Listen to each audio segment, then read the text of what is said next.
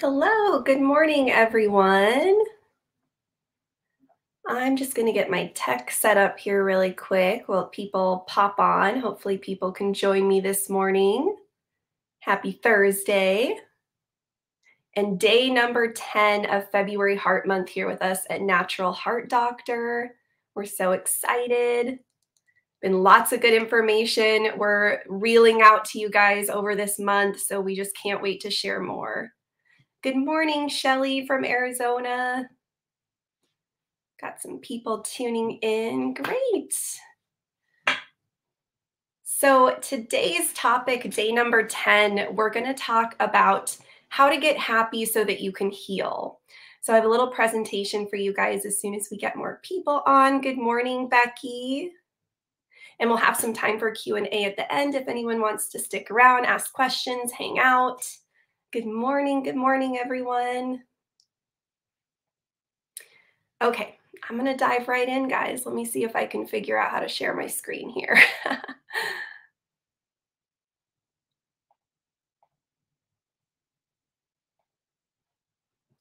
All right, guys, getting happy to heal. So all of our cardiac longevists here today to tune in with us on another topic important for building that 100-year heart. So again, this is day number 10 of our Healthy Heart Month event. 28 days of topics and information we are providing to you, our friends, with the 100-year heart recipe for success.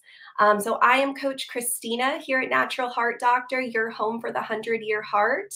Hopefully see some familiar faces in there. Hi, Elaine from Vancouver. I see you there. Hi, Amanda.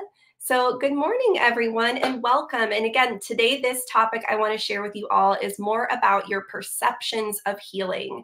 So we have to understand how negative emotions, stress, and ultimately a dysfunctioning nervous system response can keep us sick. So this topic might seem simple and perhaps even a little bit insignificant to some, but arguably this may be one of the hardest and most important aspects of true healing for most people. And it's easy to take a supplement or eat different foods to a certain extent, but healing emotional trauma or even a fixed negative mindset really requires a lot of awareness and a lot of hard work. So let's dive in. Let's try and get happy so that we can heal. So are you stressed about your heart health? This is a real question. And the answer for most of you, I'm sure, is quite obviously yes. But are you internalizing that feeling of hopelessness? Even just in 100 years, the past 100 years, there seemed to be a greater appreciation 100 years ago for the role of the mind in healing and in health. And we've really lost this appreciation, especially with the advent of things like randomized controlled trials, and we're just narrowly focusing only on measurable physical matter. And a lot of times we're discounting matter that we can't necessarily see or measure. When in fact, most neuroscientists would say that the mind and the brain are intertwined. You can't really have a thought without some physical change occurring in the neurons of your brain. So a great example of this is the placebo effect. The placebo effect of healing. This is such a great example of how so much healing happens in the mind, because it becomes everything to do with our mental state and our attitude and the care and even the social support that we're receiving and how stressed we are, and less to do with whatever the actual intervention was, whether it's a pill or a drug or even surgical interventions they have compared against the placebo effect. And magically, this placebo effect can outperform these other aggressive interventions time and time again in research. So what can this teach us about our own healing? It shows us that as individuals, just shifting our perception of symptoms or health ailments that we may have can drastically change our ability to heal physically. It's really incredible. So to first frame how stress directly affects our overall health, let's check out this review article of current research on the reciprocal relationship between different types of stressors, emotional attention, inflammation, and depression.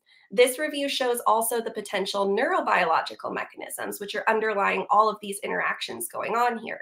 So from this conclusion, it says, in summary, preliminary evidence suggests that acute and chronic stress is associated with increased inflammatory activity and enhanced attentional processing of negative information. Both are predictive of negative mood and depression symptoms that in turn increase inflammatory and cognitive stress reactivity. So, what else do we know about chronic stress and that decline state that this can cause? I mean, stress itself is a disturbance to our body's delicate homeostasis state. So, when the body loses control to regulate its inner environment, inflammation and thus, of course, disease processes surely occur. And to kind of describe where this is happening, you have these adrenal glands, which are two walnut shaped glands that sit atop the kidneys. And they secrete hormones like cortisol and epinephrine and neuroepinephrine. And these regulate the stress response that you experience. And so, because of this, the adrenals are what determine our tolerance to stress. And they're also the system of the body that gets most affected by the chronic stress that we experience. And so most people are aware of the obvious forms of stress that affect the adrenal glands. So things like impossibly full schedules, driving in traffic, financial problems, arguments with a spouse or a friend, losing a job, some of these more acute stressors in our lives. And the many other emotional and psychological challenges of our modern lives just compile again. So we're experiencing this stress more chronically. And stress used to benefit us. There is a reason, evolutionarily speaking, why we have these adaptive responses to stress. So, why is it harming us now, right? That's the real question. Our ancestors used the stress responsibility to activate their fight or flight mechanisms, which kept them alive in dangerous times. So their stress response was really acute, meaning that it was only activated when it was necessary, and they were able to quickly return to homeostasis after. Our stress response is also referred to as the sympathetic nervous system response, and it releases all the hormones that would enhance our ability to become physically stronger in such a situation like running from a tiger. Things like cortisol and epinephrine and neuroepinephrine, like I mentioned, and all of this sends blood to our peripheral tissues and muscles so we could feed, flight, whatever we needed to do in that situation. So then our ancestors would swiftly return to their parasympathetic nervous system, which this is nicknamed your rest and digest mode, where blood returns to the vital organs for normal maintenance functions to carry on. Our heart rate returns to normal. Even our bronchial tubes constrict and our muscles begin to relax. So again, today our stress response is chronic. We are no longer acutely just running from tigers and returning to normal. We are chronically stressed day in and day out, it seems. So it rarely stops and our bodies become stuck in that sympathetic state. And cortisol is normally released in a specific rhythm throughout the day. It should be high in the mornings when you wake up, and this is what helps you get out of bed and start your day. And then gradually that cortisol tapers off throughout the day. So you feel tired at bedtime and you can easily fall asleep. But research shows that chronic stress can not only increase the absolute cortisol levels, but more importantly, it disrupts that natural cortisol rhythm. And it's the broken cortisol rhythm that wreaks so much havoc on our body. So, among other effects it can cause, it does things like raising your blood sugar, weakening your immune response, making you have leaky gut. It makes you hungry and crave sugar. It reduces your ability to burn fat. It suppresses your HPA axis, which causes a lot of hormonal imbalances. It can reduce your DHEA, your testosterone, growth hormone, TSH levels, increases belly fat, makes your liver fatty, causes depression, anxiety, and mood imbalances, and also contributes to cardiovascular disease. So these are all extremely well documented in the scientific literature, and the list of health problems caused by stress literally goes on and on. In fact, it's not a stretch to suggest that stress contributes to all modern chronic disease that we experience as humans. So, how do we manage stress? There are two seemingly simple steps that we all must take. And I'm just going to say it can be easier said than done. But I'm going to give you guys some solutions, some ideas, that you probably know are true. Maybe you've had these thoughts before of how you can change these situations to be less stressed, but maybe you just don't want to hear this information. I know a lot of people are reluctant to admit that they are chronically stressed and that people think they're fine. They're like, I'm handling it. It's good. I'm good. But we don't understand that these things going on beneath the surface in the body are happening regardless of if we're feeling overt symptoms of that or not. So we must first reduce the exposures to stress. As with a flooding bathtub, you have to first turn the faucet off before we can open the drain, or it's not even going to make a difference, right? So we need to start by avoiding unnecessary stress in our life. So some ways to do this: learn to say no, just knowing yourself and your limits. That's really important to avoid commitments that you really can't or shouldn't handle. Also, just avoiding the people who stress you out the most. And I think everyone knows exactly what I'm talking about. Those people who, after you spend time with them, your battery just feels drained instead of charged. So be very mindful about who you're spending your time with. Also, turn off the news. That's an easy one, especially in today's day and age. If you're watching the world go up in flames and that's stressing you out, maybe you should limit your exposure to the news. So you'll still find out what's going on, and you'll be able to control what you're seeing and when you're seeing it. And you'll still be able to act as a concerned citizen, but you'll have more time for yourself. So just turn off the news and choose what and when you get that information. And giving up pointless arguments, especially the ones that, these days too, everyone's getting into arguments on the internet, for example, with complete strangers. Most of the times these petty arguments never lead to change with either party involved. They tend to, in fact, have the opposite effect, where everyone becomes more defensive and more entrenched in their worldview. So maybe instead, just practicing to learn to listen with empathy, wait for open dialogue and understanding to happen before you begin dishing your opinions out, and simply don't waste your precious time and energy where it won't make a difference. Learn to protect your time and energy. And, we can also re-examine our day-to-day to-do lists with a very critical eye. So I like to spend some time each morning just really reflecting on what must be done today, prioritizing that to-do list, and drop the unimportant tasks to the bottom of the list, or, better yet, cross them off entirely. The world will go on and you will prioritize your time better. So those are just some ideas of how we can start to reduce that exposure to stressors.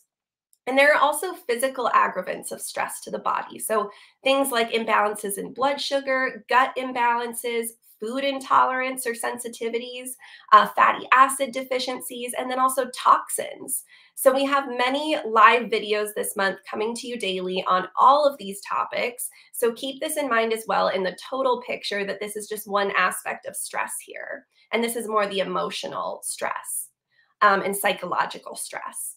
So the second step here is to mitigate the harmful effects of stress that you cannot avoid on your body. And I'm going to share with you how we can do that in the moment of stress, but also more preventatively to change the severity of our response to stress over time. We can actually train this mechanism like a muscle. So what about the stress we can't avoid? And I know this is the question you're all thinking and asking, right? Obviously, there are times when we just can't avoid stress. Maybe we have a high stress job, or we're caring for an ailing parent, or we're having difficulty with our partner or spouse. Just some examples of real world struggles we all have. And in these situations, it's not about reducing the stress itself, but about reducing its harmful effects. So here are several strategies to practice when you need to. First, we can reframe the situation. So we experience stress because of the meaning that we assign to certain events or situations, right?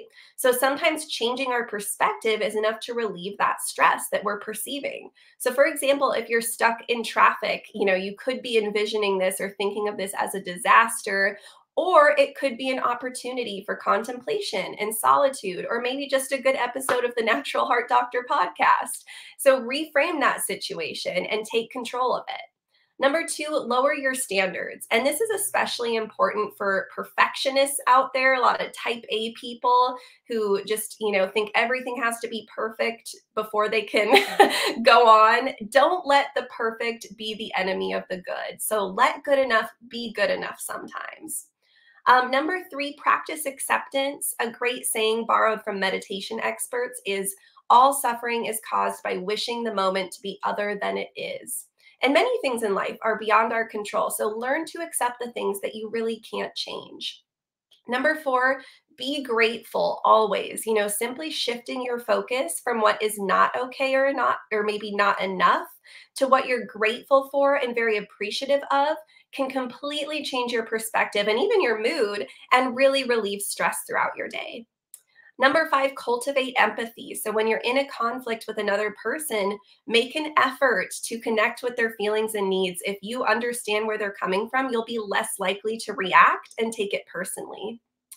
Number 6, manage your time. So poor time management is a major cause of stress. When you're overwhelmed with commitments and stretched too thin, it's difficult to stay present and relaxed. So careful planning and establishing boundaries with your time can really help. And number 7, this one is arguably the most important of all here. Bring more pleasure and joy and fun into your life to balance out the stressful times. Those things in our life that make us happy are really the things worth living for. So we need to keep those things in the forefront always. So there's actually a huge advantage for those who engage in more preventative stress management practices and techniques daily. This is a study from 2016 titled Reduced Stress and Inflammatory Responsiveness in Experienced Meditators Compared to a Matched Healthy Control Group. And it actually demonstrated how these practices can hugely change our reactions to stressful situations that they put these participants in. So from this excerpt in the discussion, it says, despite limitations, the data presented here support the claim that a long-standing practice of meditation can promote both physical and psychological well-being. The neurogenic inflammatory response employed in the paradigm presented here is relevant to the disease mechanisms that underlie chronic inflammatory diseases like those of the skin and those also of other tissues like asthma, irritable bowel syndrome, and rheumatoid arthritis, and logically to any other chronic inflammatory state in the body. So this is really impactful stuff here, very underestimated stuff, I would say. So some techniques we recommend. These mindfulness strategies really help you to cultivate a deeper awareness of the unity of mind and body as well. So, as well as processing of the ways that our unconscious thoughts, feelings, and behaviors really work to undermine our emotional, physical, and spiritual health. So things like meditation and deep breathing exercises, just like that study was looking at, just time sitting alone in stillness and doing some deep breath work, diaphragmatic breath work is amazing. Yoga, Qigong, Tai Chi, all of these things that are more kind of restorative movement flows that can be really, really beneficial for us and also harness the power of deep breath work throughout. Just taking a walk in nature and in the sunshine, that is, so healing and can really reset your mood if you're having a bad day. Taking an Epsom salt bath in the evening with some essential oils and doing some aromatherapy there. Gratitude journaling. So again, just reflecting on all the things that you're very, very grateful for and reframing a negative mindset that way. You can also do tapping or things like EFT, emotional freeing techniques. We do a lot of tapping in our group coaching classes. So if you've ever done one of those with us, then you've probably tried that. And also grounding, just using the earth's energy to ground chaotic energy in our bodies. That is very, very helpful, again, for de-stressing and resetting the mood.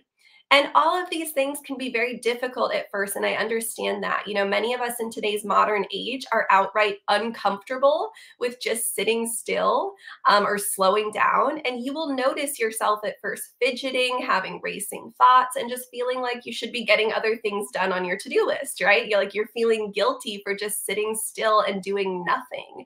But please, please realize you are not doing nothing. You are doing a huge something for your health.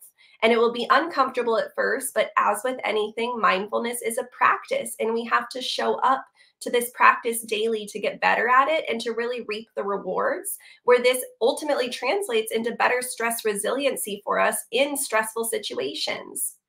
And there's so many amazing apps out today. So I noticed in the comments, people mentioning a couple like Relax Light I saw there. There's also Headspace, Calm, or even just look up on YouTube, a good meditation to get started with, a guided meditation or progressive muscle relaxation, whatever it is, something to help get you started with some guided, instruction so that you can better focus and center your thoughts and attention just in the moment to be still and calm. So we want you guys to start today. Start with some very simple things. So this could be as simple as sharing a joke with a friend, a loved one, or in the comments here on the video today, share a joke with us. Or start your own gratitude journal. So get a nice, beautiful journal and just start writing down daily 3 things that you are grateful for. And these simple activities are going to change your mood and perceived happiness, even for just a moment, but it's going to build on itself. So the more you do these things and the more you practice these things, you are going to be happier. So when you catch yourself getting lost in negative thoughts or emotions, try one of these activities to quickly snap yourself out of it and just to tune in with what you are really truly grateful for in this life. Now, there's also some really great supportive supplements for stress that I definitely have to mention for you guys. And this is our product, Relax Cherry. Fun fact on this product, this was actually the very first product I ever tried when I first started working for Dr. Wolfson about 5 years ago. And it is still a mainstay in my supplement cupboard to this day for good reason. This is a blend of specifically designed to support the body's synthesis of brain neurotransmitters that help to make us relaxed and calm. So it has ingredients like inositol, which actually influences the body's insulin response and several hormones that are associated with your mood and cognition. And it also works as an antioxidant. It has antioxidative properties that fight off damaging effects of free radicals in the brain and the circulatory system. So really cool stuff. And fun fact on inositol too, we also have inositol receptors all over our heart. So in fact, this means that inositol is playing an important role in modulating calcium signals in response to extracellular stimulation. So this is really relevant for all of our AFibers and heart arrhythmia friends out there. Inositol is a great supplement for you. It also has taurine in there, and this is an amino acid that is actually a precursor to GABA, which is an inhibitory neurotransmitter. So when GABA attaches to receptor sites in the brain, it helps to produce a calming effect. And it also increases glycine, which can also calm the brain and help to ease anxiety.